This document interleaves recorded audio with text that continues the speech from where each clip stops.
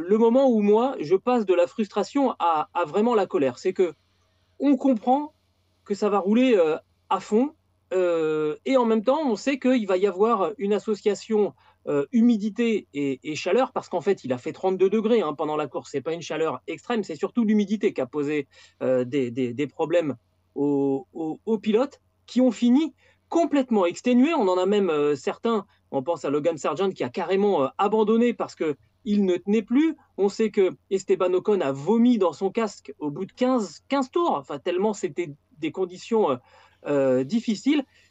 Et moi, en fait, ça me montre en creux à quel point, sur les autres Grands Prix, eh ben, on roule à l'économie, à quel point la discipline Formule 1 est devenue, avec le manufacturier, en fait, une sorte de perversion des sports mécaniques. Ça n'est plus une course à la performance, c'est juste une question de gestion des pneumatiques. Et franchement, j'ai eu le sentiment dimanche, ça va te faire sourire, Stéphane, pas que la Formule 1 nous montrait sa petite culotte là. Voilà, là on voyait vraiment ce qu'elle avait, ce que chaque voiture avait au fond des tripes, tout ce que ces autos peuvent donner en performance, dépassant même les capacités de ses pilotes. George Russell, il a dit il a cru qu'il allait se sentir mal dans la voiture. Et là, on était finalement dans un Grand Prix à la performance et pas à la gestion du pneu.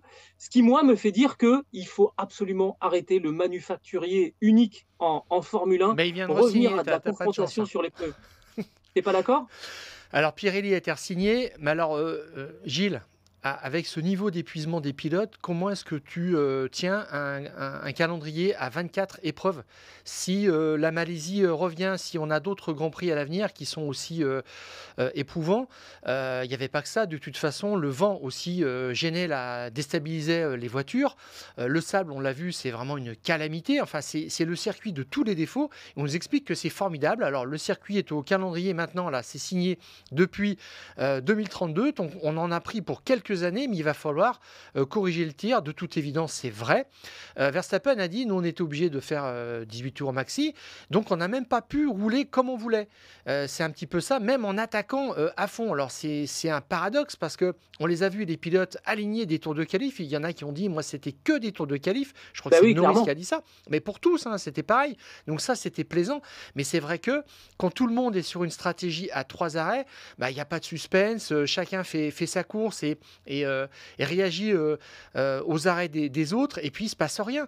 Donc moi, j'aimerais une définition de la Formule 1 où il y a un suspense au départ, à chaque fois, entre un ou deux arrêts, deux ou trois arrêts, de façon à avoir des décalages, et puis qu'on ait le sentiment que les pilotes attaquent quand même pour se Mais mettre un pour petit ça, peu dans le rouge. Stéphane, pour avoir des stratégies différentes, il faudrait que les pneumatiques donnent la possibilité d'avoir des stratégies différentes. Et là, le problème, alors, en fait, je m'attaque pas forcément à Pirelli. Peut-être qu'il faut qu'on donne les moyens aux manufacturiers aussi bah, d'amener une palette de pneumatiques qui permettent d'avoir des confrontations de stratégies qui autorisent ensuite des paris, en tout cas des choses différentes en course et qui maintiennent un suspense. Mais franchement, là, j'ai trouvé que les pilotes, ils s'adapteront. Hein. Les voitures s'adapteront. Si d'un seul coup, on peut faire des grands prix où on est à pleine charge du premier au dernier tour, ça paraît complètement dingue. J'ai envie de me cogner la tête contre les murs quand je dis ça. Si maintenant on peut avoir des grands prix où les Formule 1 sont à fond, ce qui devrait être la norme, on va être obligé de modifier les voitures et faire en sorte que les pilotes aient plus d'air à l'intérieur des cockpits. Parce que sinon, ils ne tiendront pas. Hein. Là, on a bien vu qu'ils avaient trop chaud. Physiquement, ils sont capables de tenir. C'est juste cette extrême humidité, cette extrême chaleur, cette déshydratation qui a fait que on a vu quelques pilotes au bord du malaise. Euh, mais maintenant, allons-y, allons-y. On a vu ce que ça pouvait donner. Il peut y avoir quelque chose de bien de cette expérience.